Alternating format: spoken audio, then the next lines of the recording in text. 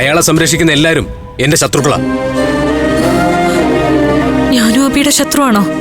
എന്റെ ശത്രുവിനെ സ്നേഹിക്കുന്ന ആരായാലും അവരെന്റെ ശത്രുവാ.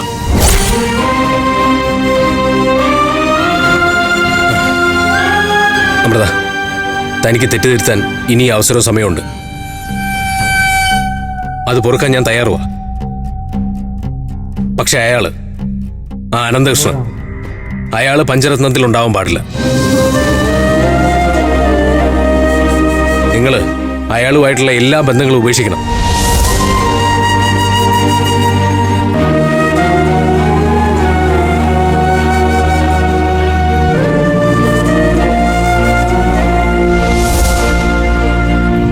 താൻ അതിന് തയ്യാറാണെങ്കിൽ മാത്രം മതി നമ്മൾ തമ്മിലുള്ള സംസാരം.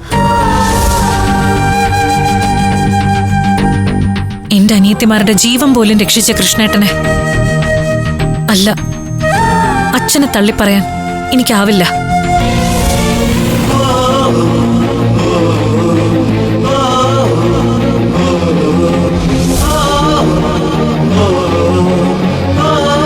അതിന്റെ പേരിൽ അബി എന്നെ ശത്രുപക്ഷത്ത് നിർത്തുകയാണെങ്കിൽ പോലും അതില് എനിക്കൊരു സങ്കടവും ഇല്ല.